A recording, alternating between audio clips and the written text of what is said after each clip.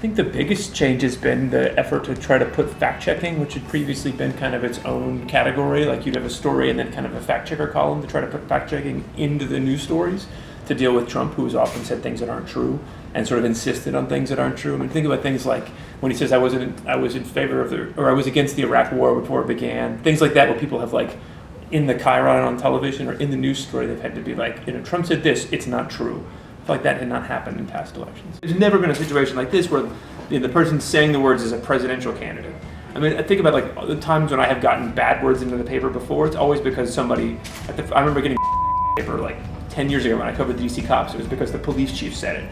Like sometimes if a poor person who's high enough up says it, it would still get in the paper. But we've never had a situation where somebody who is this prominent, like a presidential nominee, has said something that vulgar. I mean, so many different bad words. I don't know what we would have done. We certainly were never faced with it before this year. It's not. I think it actually has helped media fact checking because he's been so egregious about it that it's not just us or it's not just MSNBC or it's not just Fox. It's everybody who's tried to sort of do this. I think if he'd been more skillful about it, he might have actually managed to increase distrust in the media. But I think, has tried to sort of united a bunch of different parts of the media against him. So I think he may have helped the media.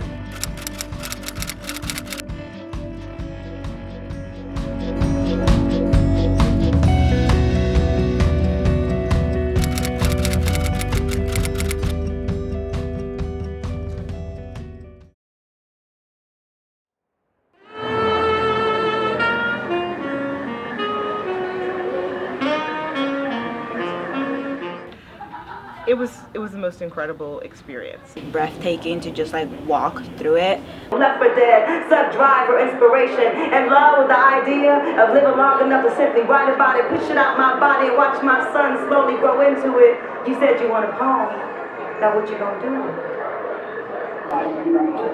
I'm Dr. Jones. I'm the principal of Bethesda Chevy Chase High School. I actually got an opportunity because of our media assistant, Mrs. Swag. She works for the Smithsonian, so I attended mid-September, before the museum actually opened.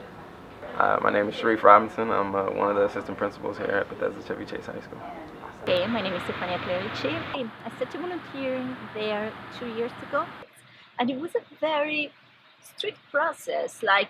Of course, volunteer, you're not paid, but the feeling was we really want to choose people to work here because there was so much interest. So I had to do presentation, I had to do a couple of interviews, and I was so glad they chose me. It's so comprehensive.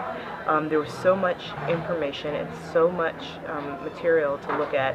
We stayed for several hours, but we still did not get to everything. I went with my husband, and we just did not get to all that was there. So I cannot wait to go back, and I got tickets to go back in November. I thought it was phenomenal. I was blown away just immediately walking up by the architecture and the layout of the building.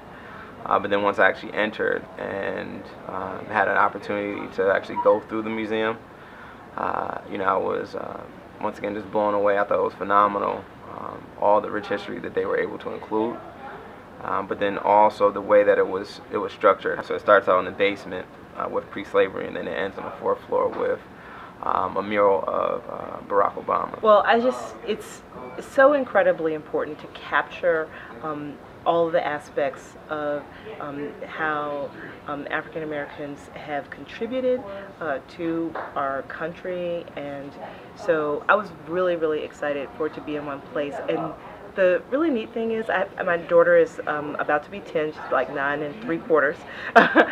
She's really excited. I mean, I think that's one of the great aspects of the museum. As I was walking, I saw definitely younger people, and I saw older people. But initially, when I saw older people, I just thought to myself, how powerful is that to actually see, various items that you lived through, but to see, a museum dedicated to a lot of what you went through and a lot of, history that you, that you were maybe directly or indirectly involved with. But I think it's extremely important to bridge that gap because there were items in the museum that I might have heard of, but obviously I didn't live through everything. So it's great to bridge that gap between young and old to for younger our younger generation really to see rich history, and really to become educated on, the various challenges that African Americans faced, but then also seeing, how far we've come and, what we had to do particularly to get there. What's incredible is that, just like any kind of history, you're talking about someone else's perspective, someone else's story. So what people could have been exposed to, let's say they're older, and what they could have been exposed to in schools might have been quite limited. And then for younger people, they weren't here or a part of it and didn't live it. And when you think about the slavery exhibit, really understanding the impact and what is the long-range impact on slavery, what did that really mean for our nation and for the way things are structured now, and being able to see multiple perspectives, I think is just incredible. So, actually being able to see all the different perspectives, and to make sure that young people who didn't necessarily experience it really have a sense of how history has an impact on the structures and what we have happening in our society today. I think it's so important. I was really just really blown away by the various artifacts. I mean, they had everything from slave chains to an actual Ku Klux Klan full garb, to Chuck Berry as a rock and roll pioneer from the 50s and 60s. They had his actual Cadillac car. So just the the amount of artifacts that they were able to collect, and a very cool piece about the artifacts is that the majority of them were donated, and people didn't ask for any money back. They just donated them. So I think that makes the the museum in itself stand out, and with that, I think it really opens up a lot of the interaction that can go on, and the dialogue that can continue from that museum.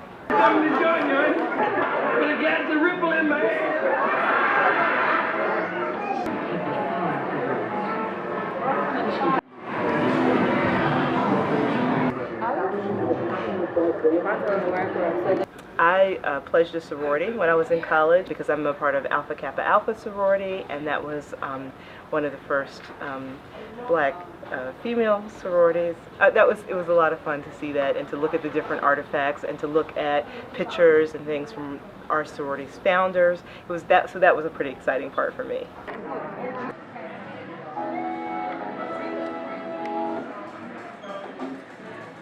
Well, I really like the interactive nature. That is my favorite part about it. So the entire time you're walking through, you are surrounded by the sounds of history.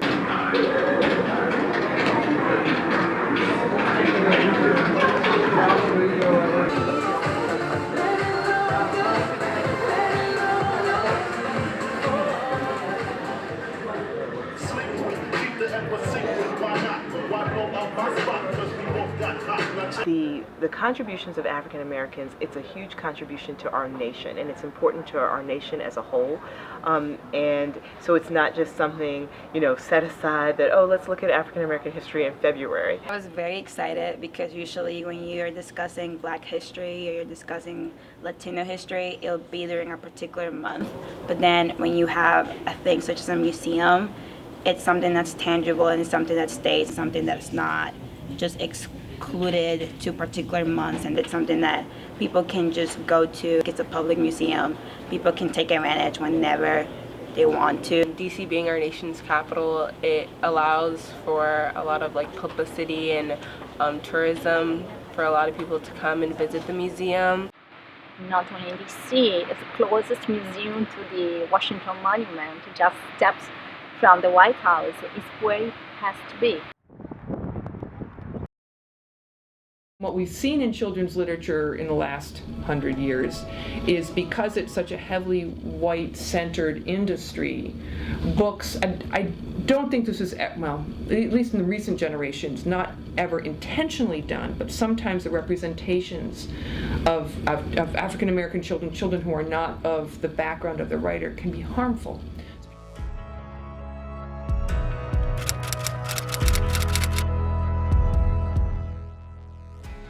point. I believe that artists are supposed to be writing outside their experience. That's how we get to know the world. I think that especially if you're a white person though, and you're going to do that, your first thing is to recognize that you know nothing Jon Snow, and you have to walk into this project armed with humility. Now, I came from a background, my father was a minister who believed deeply in racial justice, and he had the Klan threatened to burn his church down. I grew up and went to city integrated schools, so that puts me a little bit different from a lot of white people. My understanding of this book, though, of this story of 20% of our population held in slavery at a time when we were allegedly fighting for freedom, and the fact that those facts have been whitewashed for 230 years. I thought that I actually had a responsibility to try to figure out what it felt like to be Isabel. And yes, I think we can do that, but you do it by doing a lot more research, like years more research than I would have done had the characters been white. My editor for Chains is a black man, a friend of mine named Kevin, and I've had many black friends and academics and experts read the book for representation issues. They're sometimes called sensitivity readers. These are people whose expertise is, how are the African American children being represented, especially by a white author. So I think you can do it. I think that white people have a really crappy history of appropriating culture and trying to make a buck off it. And I'm hoping, because I was trying to raise the bar, the standards, not only for historical accuracy, but also for respectful representation of people who don't look like me. That's why this book took 5 years. And I think when you tell most white people, think, oh, I'll just put some brown people in my book, and then it'll be multicultural, And once you tell them, well, actually, no, you need 2.5 more years of research, they're going to, and they'll step away from that plate, which they should. Slavery was America's original sin. And is it being most Americans at this point? Well, I think all Americans have been hurt by it. But the fact that we don't talk about this today is why we don't know our history, which is why so many of our fellow Americans are struggling with life and death issues. I didn't have to teach my son not to put his hoodie up when he walked down the street, but my friends did. And they have to worry every time their kid goes out the door. So I really feel called as an American and as a white American to understand our history and then to find the respectful, appropriate way to try to tell it.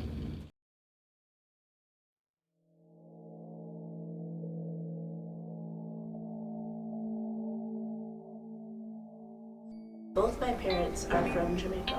My mom is Russian and my dad is American. I'm like half Japanese, half white. My mom's side of the family immigrated from Taiwan recently, and on my dad's side, I'm a quarter Welsh. I'm half Brazilian and then half Eastern European. I'm Mexican American. My dad is from El Salvador and my mom's from Ukraine. What I really love about Jamaican culture is that it's a mix of so many different things. Most people just see the black. Both countries have really distinct artistic styles, so it's cool to see them both come together. I feel like Russian culture has a lot more traditions than American culture has. In Mexican culture, you're kind of expected to kind of take care of your grandparents and to live with a lot of your family, and the families tend to be a lot bigger. The Jewish community is really tight-knit, and a lot of the aspects of its culture are really interesting and unique when it comes to the song, the dance, the food. I didn't live in the US for about the first 7 years of my life. I lived in Mexico City, and my first language was actually Spanish. And I didn't really speak English at all, and I was Russian and Spanish until I went to school. Now we speak a lot more English, but we also just speak all 3 languages at the same time. I grew up with a weird mix of the different values and different purposes and different things that are different, an emphasis on different things. I see a greater concentration, not just on academics, but overall excellence. I grew up watching Ну Погоди and Кот Леопольд and Простоквашино. And ever since I was little, like the first time I left the country was when I was 6 years old to go to Ukraine. So I've always like been traveling to like the country that I'm from. I'm the embodiment of my two cultures mixed together, which I think is really cool. It gives me a unique outlook on current news because, I mean, in America we're constantly talking about Putin's Russia. I've kind of grown to love it because I think it's the best of both worlds. There's a big emphasis on choosing one thing. There's a pressure to just consider yourself as one thing, even though we're a country of immigrants. The thing is, when you're black in this country, you're only seen as one thing. They only see your color. They never assume that I'm mixed. And for a while, like especially in middle school, it was really hard for me because I felt like I had to like either just like be white and act white, or like be Hispanic and act Hispanic at all times. In the United States, there seems to be this dichotomy of you're either white or you're not. But I've definitely gotten asked, like, to a certain point, like, do you identify more as white or as, like, your Japanese heritage kind of thing? And I'm like, then I felt pressure to choose. And every single government form you fill out is what race are you, and sometimes you can only choose one. Well, I'm half and half, so why do I have to choose? I feel like your culture kind of is what you make of it. There's always a duality to every human, and people don't really seem to want to acknowledge both sides. There's not exactly one particular American culture. I just think there are attributes that each little subculture shares. I think it's kind of harder to have a cohesive national identity. Our country was founded by immigrants, and it continues to be shaped by immigrants. It's diversity that helps make the culture. Diversity means a variety of perspectives. When you're able to embrace all cultures and bring all aspects together into one thing, you give the people, no matter where they're from, a sense of identity that, yes, I belong here. Multiculturalism and having such a diverse population has forced us to reconsider what we consider our national identity.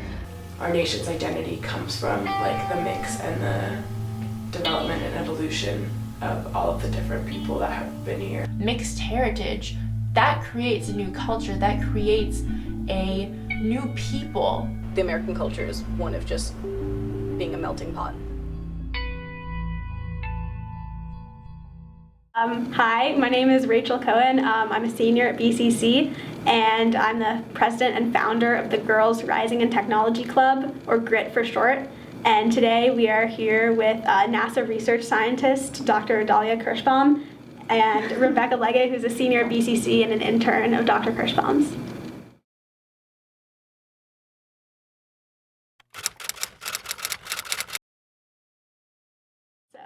First, can you just tell us a little about what you do at NASA and your research area? Sure. So I'm a research scientist here at Goddard Space Flight Center, which is right between Baltimore and DC. And I focus in earth sciences. And so my area is studying natural disasters, specifically landslides. And so the goal of my research is try to figure out how we can use satellites that are orbiting above Earth to look at the surface and tell us where and when we might have landslides. Yeah, and Rebecca, what did you do this summer? So I spent my summer updating this landslide database, which collects information on landslides from all over the world, and I've updated from the past year or so. So pretty much every landslide we could find from the last year was documented in this database, and it's the only thing of its sort because it's public, it's online, it's free to anyone, so you can look online, use this information for whatever research you want. And yeah, it was pretty cool. I learned a lot about geography and landslides and earth science, and it was great. There were a lot more women in STEM than I thought, and these women were like awesome, like smarter than the men, and very strong women, and very willing to reach out. But there were some times where I really noticed these gender inequalities. So this is a story I like to tell. It was like my first conference meeting, and I was like pumped. Like it was like NASA conference meeting. I was like so excited. So I got there early, and there was like 2 rings of chairs. There's rings of chairs in the inside at the table, and then on the ring of chairs at along the wall on the back. And so I sat back there because I was like, oh, I'm just like an intern. Like that would be crazy of me to just sit in the middle. And so like the meeting's about to start, and it's just men at the inside of the table, and then Dolly just comes right in and just sits down in the front and center at the table, the only woman there, and she's kind of like her presence is very obvious. Like she's like no, but like in a great way. It's like when we had a discussion during this meeting, like Dolly would just participate and like share her input, and it was just really interesting to see that like there were all these smart women in the room, but only one was at the table, and I thought that was like kind of like sad, but it was just awesome that you were able to just. No, that's an interesting observation. No, that was your place. Yeah, I mean, I think that there's still definitely not equal proportions of women and men in, across the board at NASA, but I think that they are making, at the management levels and kind of at all levels, they're making much more strides to involve not just women, but kind of get a more diverse community, because that, you get more out of it when you have people not from the same background or from perspective. Exactly. Okay, so we've been standing out here, well, some of us like the entire day, and the only time the administration has been out here to talk to us at all was to keep us from moving closer to a tree. And now that we're standing over here, then maybe we're going to get someone to come out, but we've been standing here for like 15 minutes. And so we didn't know this was happening. We haven't gotten any information. They haven't talked to us. Even they were trying to prevent us from moving closer to the tree, they haven't given us any further information about why this might be necessary. All they've been doing is trying to stop us, calling our parents, taking down our names. And yeah, so the administration needs to come talk to us at least. And students felt like they weren't informed enough about what was going on and weren't really warned that this was going to happen. So a lot of us sat in a tree that they were going to cut down. I think someone tied themselves to the tree with a rope or something. And the point of it was to keep the administration from letting these trees get cut down.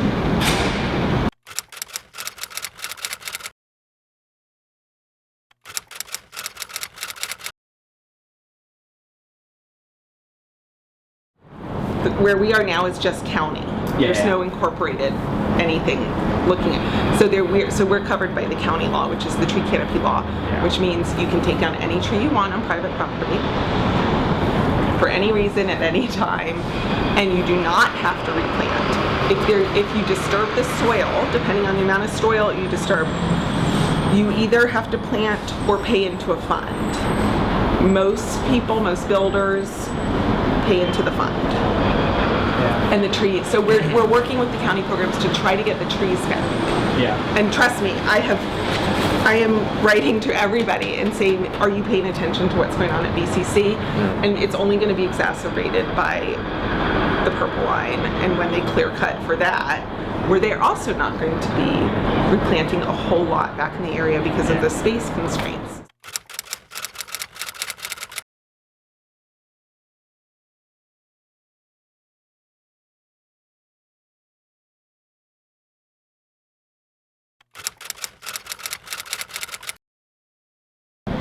One of the reasons is because it happened while there were PSATs, so most people weren't at school or were at the PSATs, and that's another thing. I don't think people really know that happened, and it was very much a part of the renovation stuff that's going on at the school. So I don't know. I think that it's just something that people viewed as a separate issue, and last year was kind of, I don't know. I feel like last year a lot of people participated in the protest who weren't actually passionate about what was happening, and that it was more just a thing that a lot of people were doing, and it's fun to protest things and not go to class and be against administration. So a lot of times when there's construction, trees end up having to come down. Sometimes there's no way around it. Sometimes there is. In this case, a lot of the trees had to come down along here and throughout the site for access, for the stormwater management plans, and for the staging of the construction. And you can see even from the pine tree picture on the wall there, these were kind of an important part of the school. They were an important part of the neighborhood. Many of you were probably crying at the fact that the learner permit was absent from last month's Oasis. I, too, was crying.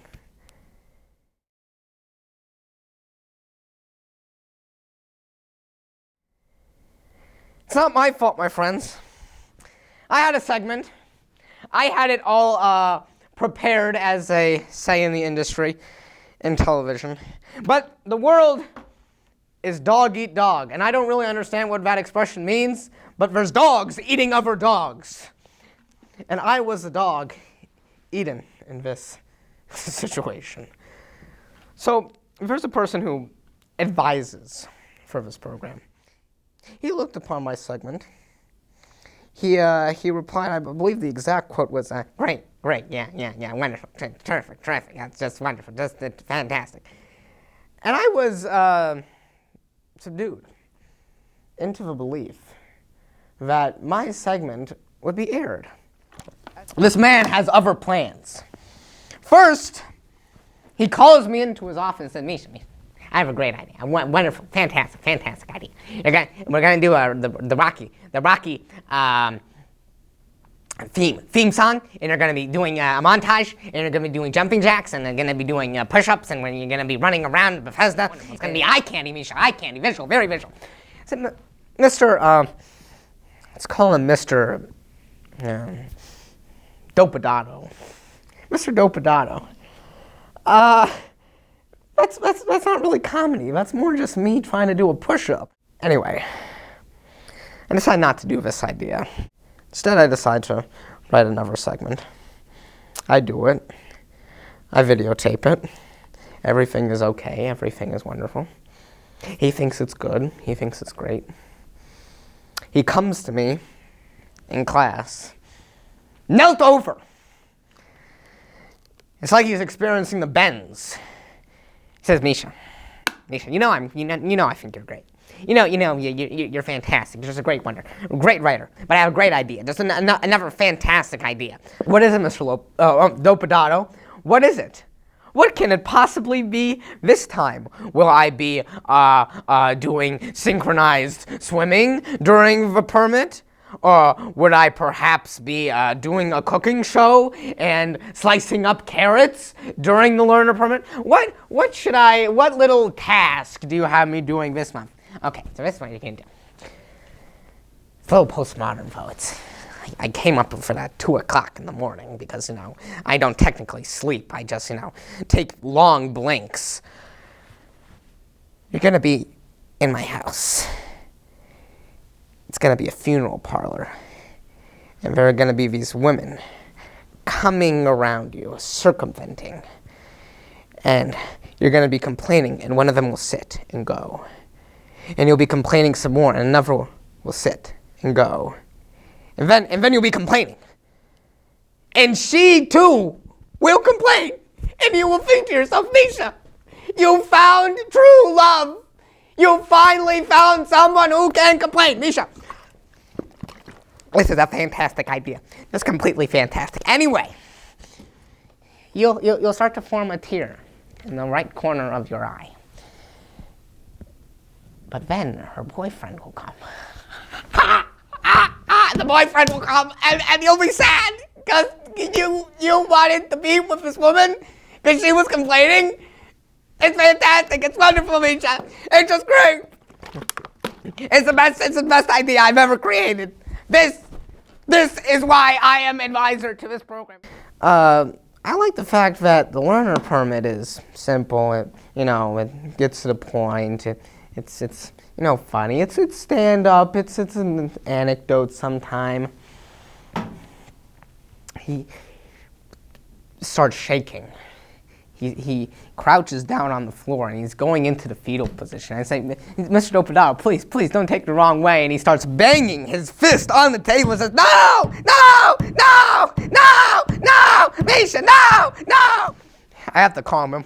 I have to bring him to the nurse's office, give him a Band-Aid. He hurt himself. Anyway, that's my story.